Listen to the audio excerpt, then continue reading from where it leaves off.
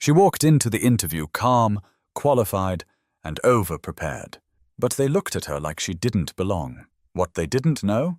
Her husband had just bought the company, and he was watching everything. Renee Carson knew how to carry herself. At 43, with a solid career in strategic marketing under her belt and more professional poise than most executives twice her salary, she didn't second-guess herself often. But that morning, as she parked her grey Acura in the underground garage of a sleek glass-paneled building in downtown Austin, her hands paused on the steering wheel for just a second longer than usual. She stared straight ahead, took one deep breath, then gathered her leather folder, smoothed her navy blazer, and stepped into the elevator. Her heels clicked with confidence. Her resume was airtight, her references strong. This interview at Branford Keene & Associates wasn't just a job opportunity. It was her chance to rebuild. After stepping back from the workforce for nearly 2 years to care for her father, Renee was ready to re-enter the game. And she wasn't coming in halfway. The front lobby was sleek but impersonal. White walls, sharp lighting, modern art that didn't say much of anything. Behind the reception desk sat a young woman with a powdered face, glossy ponytail, and a gaze that flicked up and down Renee's body like she didn't belong there. "Good morning," Renee said, smiling. "I'm here for the 10 a.m. interview with Elaine Beckman." The receptionist blinked, almost startled by her warmth. She tapped something on her keyboard and glanced at her screen. "You're Renee Carson?" "Yes." A pause. Then came a faint, before she picked up the desk phone. Her voice dropped into something hushed. Her eyes never left Renee. After a brief exchange, she set the phone down and forced a smile that didn't quite reach her eyes. "Someone will be right out," she said. Renee thanked her and sat down on a grey bench near the glass wall. She checked her watch. 9:52. Early, as always. She looked around. No one else waiting. No hustle of staff or movement of candidates. Just silence and cold air. 5 minutes passed. Then 10. At 10:07, a tall man in a slate suit stepped out from a frosted glass hallway. He didn't look at her right away. When he finally did, his face registered polite surprise, like he'd been expecting someone else. "Renee Carson?" "Yes," she said, standing. "I'm Devin Marks, Director of Marketing. I'll be sitting in with Elaine today." He didn't shake her hand, just turned and gestured down the hallway. She followed him. No chit-chat. No, "How was your drive?" Just the rubbery squeak of his shoes on polished tile. In the meeting room, Elaine Beckman sat with a laptop open, glasses perched low on her nose. She didn't stand. "Let's get started," she said. The questions came rapid fire, but not the kind Renee expected. "Are you sure this is the role you applied for? How familiar are you with client-facing tech?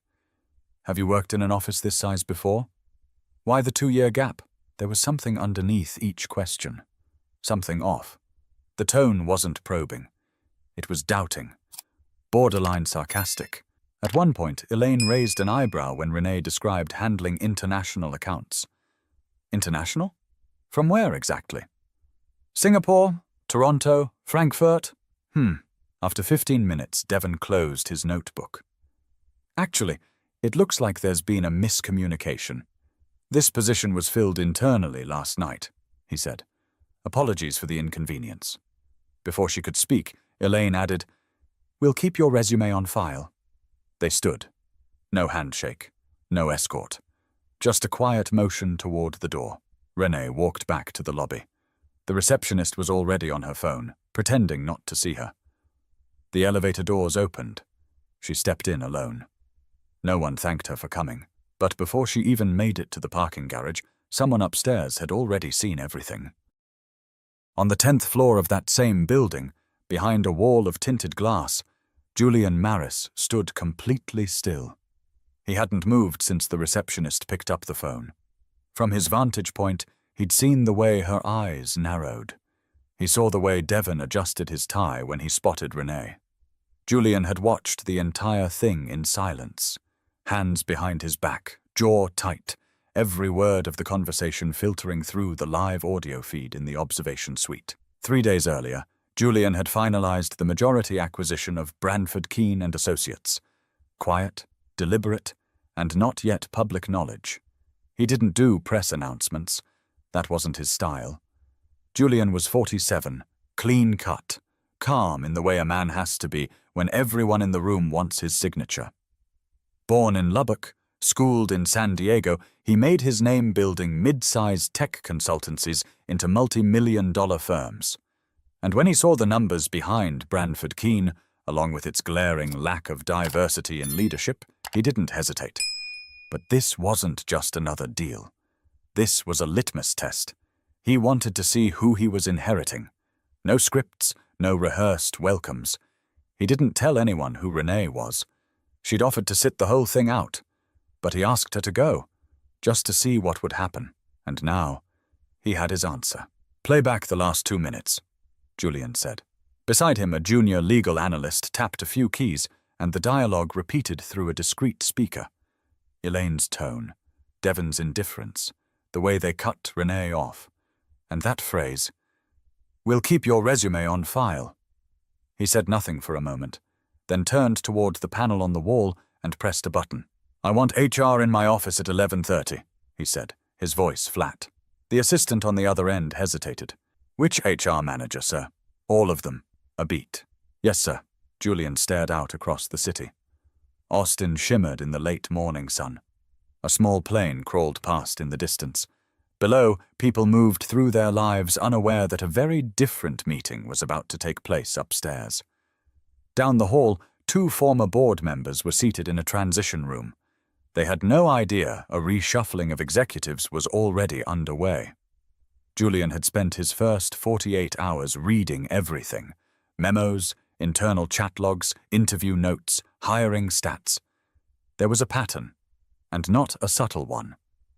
Across 6 years, nearly all mid-level and senior hires looked the same on paper. Same universities, same zip codes, same coffee clubs, different names, same mold. Julian didn't talk much about his past, but he'd seen enough of this kind of thing when he started out. The tone, the dismissal, the backhanded skepticism. They called it culture fit. He called it comfort bias. He paced once, stopped, and turned to his analyst. "Do we have the camera angle on the front desk?" "Yes." "I want a full copy of this interaction, audio and video. I want it time-stamped and logged. I'll have it sent to your office in 20 minutes. Julian nodded. "Thank you, Leanne." Then, without another word, he walked out. Back in the elevator, he leaned against the wall and closed his eyes for a moment. He wasn't angry in the traditional sense. It was more like a confirmation, a puzzle piece falling right where he knew it would. He texted Renee, "Heading home soon. Don't go anywhere just yet." She didn't respond right away. She probably needed a moment. He understood that. But before he hit the lobby, Julian already knew one thing for sure. If these people thought they could evaluate her with a checklist and a smirk, they were about to learn what it looked like when the tables turned. But upstairs, the clock was ticking, and not everyone would see the reset coming. Renee walked toward the parking garage like she had bricks in her shoes. It wasn't anger that weighed her down. Not exactly. It was something heavier. She kept her head up, but each step echoed louder in her mind than it did on the polished floor. The elevator doors closed behind her, and that cold, controlled environment faded. By the time she reached her car, the early confidence from that morning felt like a lifetime ago. She opened the driver's side door, slid in, and closed it. She didn't start the engine, didn't check her phone, just sat there, the sunlight streaking through the concrete slats casting lines across the dash. Her hands rested in her lap. She wasn't crying, but her throat was tight. She glanced at her reflection in the rearview mirror. Her lipstick was still perfect, hair still smooth, her blazer sharp. And yet somehow she felt invisible. 15 years in marketing, 5 major campaigns, 2 Fortune 500 companies on her resume. And not once had she ever been asked if she was sure she applied for the right job. She exhaled slowly. Renee had been out of the field for a while, yes, but not out of touch. When her father's health took a turn in 2021, she dropped everything. No hesitation. She managed his medications, appointments, meals, and moods with the same precision she once brought to quarterly performance reviews. And after he passed last winter, she took 6 months to rest, to breathe, to figure out who she was again. Then, one afternoon, she looked across the dinner table at Julian and said, "I'm ready." He didn't ask what she meant. He just reached for her hand and said, "Then go get what's yours." So she did. Renee spent the next 3 weeks revising her resume, researching firms, updating her portfolio, and practicing mock interviews with friends from her old team. She read industry reports late into the night, made a list of companies with strong upward momentum, and started booking interviews. Branford Keene was top of the list. And they hadn't even looked at her. Not really. She thought about what Julian had said to her the night before. "I know what you're worth. You know what you're worth. The room either sees it, or they expose themselves. Either way, we win." She'd smiled then, thinking he was just trying to ease her nerves. She hadn't realized how serious he was. Her phone buzzed. A text from him. Heading home soon. Don't go anywhere just yet, no punctuation, which meant he was focused. She knew that tone, even in a message. She thought about calling him, thought about sending a half-laughing, half-frustrated text. You were right. But she didn't. Something told her this wasn't over yet. Something told her Julian wasn't just watching. He was planning. She reached into the passenger seat, grabbed her notebook, and flipped it open. On the inside cover, written in her own handwriting, were 4 words. Your presence is power. She closed the book and sat still for another moment. Then she turned the engine on, backed out slowly, and eased into the light. No anger in her expression, no panic in her breath. Just stillness, the kind you see right before the sky changes color. But while Renee was gathering her thoughts, others were scrambling to rewrite theirs. Devon Marks was halfway through his tuna sandwich when his phone lit up with a notification from internal comms. Mandatory HR meeting. 11:30 sharp, 10th floor boardroom. Attendance required. He blinked, checked the sender, then the time. "Elaine?" he called from his office, mouth still full. "You get that invite?" Down the hall, Elaine Beckman was adjusting her blouse in the window reflection. She didn't turn around. "Yeah, came through 10 minutes ago."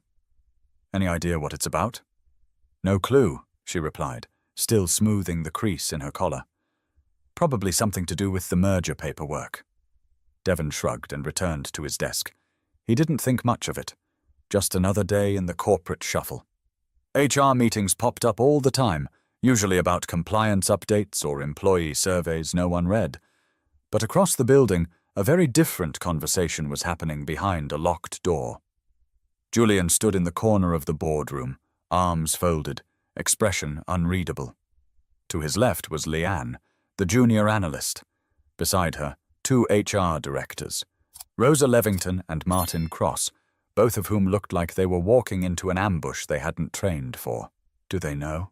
Julian asked quietly. "They think it's procedural," Leanne replied. He nodded once. "Good." At 11:28, Devon arrived. Elaine followed at 11:29. They walked in laughing about a client misprint. Until they saw the setup. No projector, no agenda, no paperwork, just Julian. He didn't say anything at first. Let the silence hang in the air like steam off a sidewalk. Elaine cleared her throat. "Sorry, we weren't told what this was about." "You will be," Julian said. He looked to Rosa. "Go ahead." Rosa opened a folder and pulled out a stack of transcripts. "These are excerpts from this morning's interview session with one of our external candidates," she began. "Specifically, the 10 a.m. appointment with Ms. Renee Carson." Devon blinked. "Wait, what?" Elaine squinted. "I thought that was cancelled." "It wasn't," Rosa said. Martin, who had remained mostly silent, finally spoke. "The interview was logged, recorded, and observed remotely, as is our new protocol under the company's equity review policy." Elaine shifted in her seat. "Are we being accused of something?" Rosa's tone didn't change. "You're being given the chance to explain the interaction." Julian finally stepped forward.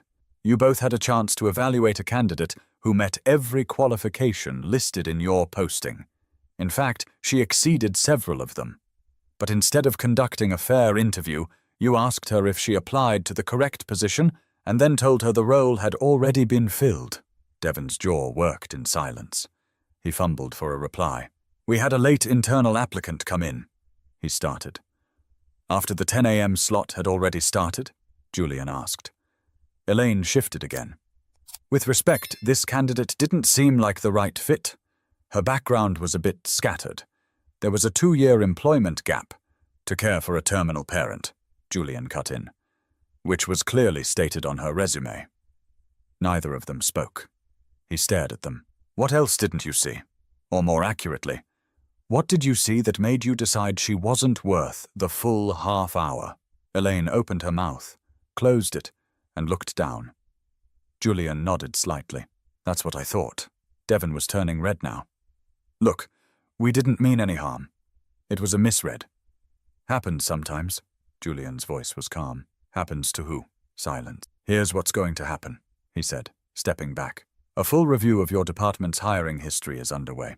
Every candidate you've passed on, every one you've hired, we're looking at it all. And when the press release goes out next week about the leadership transition, your names will not be on it. Elaine's head snapped up. Wait. This isn't personal, Julian said, holding her gaze. It's structural, and I don't have time for excuses that pretend not to be. But while the boardroom filled with silence, one woman was already walking back through those front doors. Renee's heels tapped a slow, steady rhythm across the lobby floor. This time, no receptionist met her with a glance.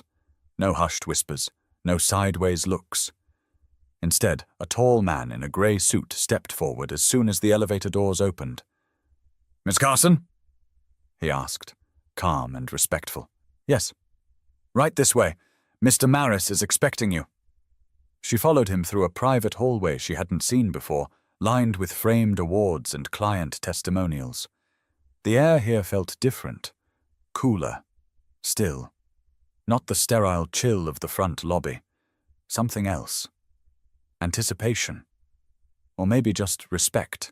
They stopped outside a conference room with floor-to-ceiling windows overlooking the downtown skyline. The door opened, and Julian stood to greet her. He wore a soft expression, eyes searching hers for a signal. Was she okay? Had the fire burned her, or only lit a fuse? She gave a slight nod. No smile. But she was ready. He turned toward the others seated around the table. 3 senior executives, a legal rep, and Rosa from HR. Everyone, Julian began, I'd like you to meet Renee Carson, strategic marketing lead with over 15 years of measurable, high-impact results. And until 2 hours ago, someone your hiring team told wasn't suited for the job she helped define. Renee didn't flinch. She stepped forward and spoke clearly. I'd like to clarify a few things, she said. I wasn't looking for a favor when I applied. I wasn't hoping someone would see my potential. I know what I bring to the table. I don't need someone to validate it. There was a beat of silence. Rosa nodded gently. One of the execs jotted something down. I took a career break because my father was dying, Renee continued. And I don't apologize for that. What I won't tolerate is being reduced to a bullet point that gets tossed aside without consideration. Julian stepped back and let her have the floor. Renee turned slightly toward the legal rep. I know that organizations are under pressure to present as inclusive. But here's the thing. Real inclusivity can't be staged. It shows up in moments like this, in how people are treated when they walk through the door, not just when cameras are rolling or press releases go out. The room remained silent, attentive. One of the executives, a woman named Carla Baines, leaned forward. Miss Carson, I don't have an excuse for what happened this morning. And I don't intend to offer one, but I want to ask honestly, if given the opportunity to lead here, would you still want it? Renee paused. Not because she didn't know the answer, but because the moment deserved the weight of thought. Then simply, I came here this morning looking for a chance. What I got was clarity. I don't need to work somewhere that hesitates to see me. I'm not a maybe. I'm not someone to take a chance on. I'm a proven investment. Julian's mouth twitched just slightly. Not quite a smile, but close. Carla sat back, impressed. Renee turned to Julian. "We good?" He nodded once. "Always." As Renee left the room, she didn't look back. The hallway outside felt different now, not because it had changed, but because she had. But while Renee walked away stronger, the company was left figuring out how to rebuild what she exposed. The next morning, Branford Keene's internal email system lit up like a fire alarm. Subject line, leadership update and organizational shift. Employees clicked with curiosity, half expecting the usual corporate fluff. What they got was a wake-up call.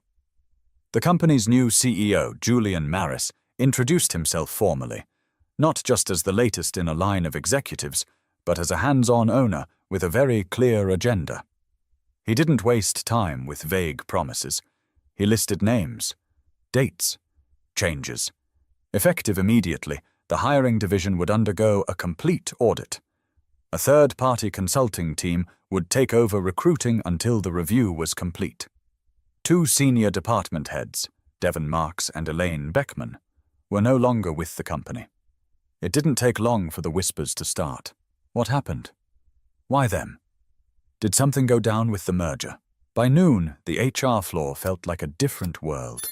Closed doors, quiet conversations, a kind of tension that hung without needing to be explained. Julian kept his door open. He wasn't interested in hiding. He'd made a decision, and now it was about follow-through. The company had spent years building a reputation for innovation, but no one seemed to notice that the faces making decisions all looked the same. That changed now. Around 3 p.m. Carla Baines stepped into Julian's office. "She turned us down," she said plainly. Julian looked up. "Good." Carla raised an eyebrow. "She deserves better than a scramble for PR offer," he explained. "Let her write her own next chapter. We just gave her the material." Carla nodded.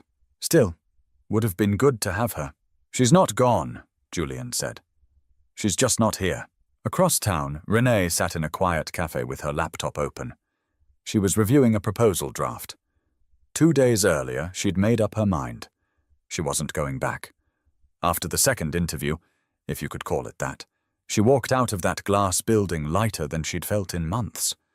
Julian hadn't asked her to accept the job. He hadn't pressured her to stay involved. He just asked what she wanted. And what she wanted was hers now. Her own firm. Her own rules. Her own table. Not waiting to be invited to someone else's. She'd already secured a handful of clients from her former network. People who'd reached out quietly over the past year, asking if she was ready to consult.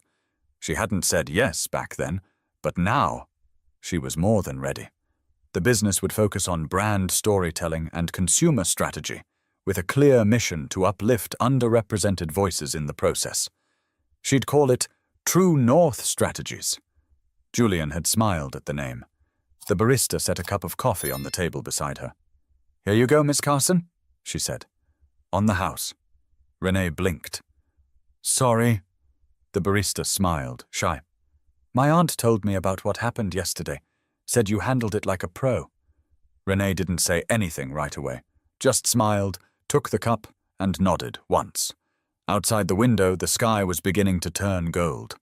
But while Renee started building something new, the people who underestimated her were still busy trying to explain what went wrong.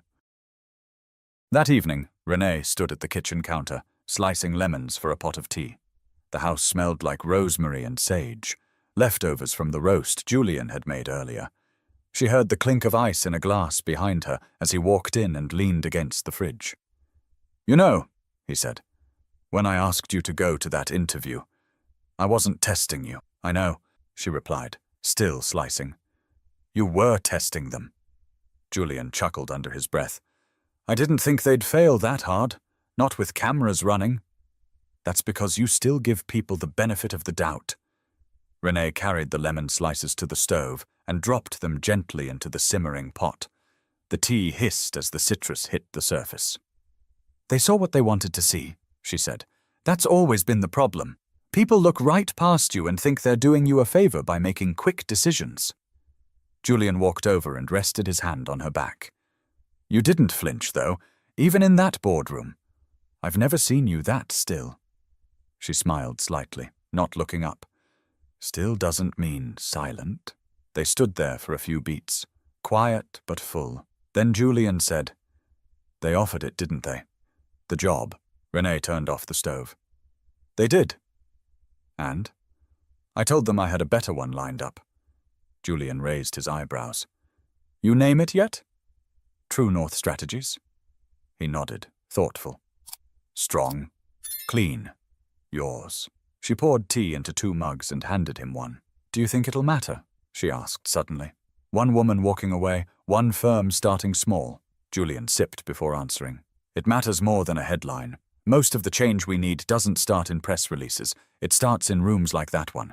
It starts when someone stays calm and doesn't let people off the hook just because they're uncomfortable. She didn't answer right away, just stood there, watching steam rise from her cup. Did you ever think, she asked after a moment, that the same people who teach us to be patient are the ones who hope we'll stay quiet? Julian looked at her and didn't say a word, because he knew she wasn't asking for one. The doorbell rang, soft and sudden.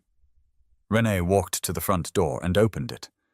It was Carla, standing with a plain envelope in hand. I didn't want to send this by email, she said. It's a formal acknowledgement of how things were handled. It includes a letter of apology and a separate statement signed by the board. Renee didn't take the envelope. Carla cleared her throat. I know it doesn't fix anything, but we wanted you to know we saw it. All of it. Renee looked her in the eye. That's a start, she said quietly. But remember, respect doesn't come in a folder. Carla nodded. Understood. She turned to leave, but before she stepped off the porch, she stopped. For what it's worth, Carla added. They're scared now. Not of you. Of being seen. Renee gave a small, almost imperceptible nod, then closed the door. Back in the kitchen, Julian was sitting at the table, scrolling through his phone. Anything new? She asked. Actually, yeah. Someone from Sandwell Partners messaged me asking about you. Said they heard you're back in the game. Renee grinned. Tell them I don't do games anymore. Just results. He laughed. I'll pass it along. They sat together in the kitchen, the quiet no longer heavy, just full of clarity, full of choice. This wasn't about revenge. It never had been. It was about truth, about being seen and choosing not to shrink, even when others tried to box you in. Renee didn't scream, didn't post, didn't plead. She walked out, then built her own door. If this story made you feel something, share it, because somewhere, someone's being overlooked right now, and they deserve to be seen. Subscribe for more stories that reveal what's beneath the surface and remind us what real strength looks like.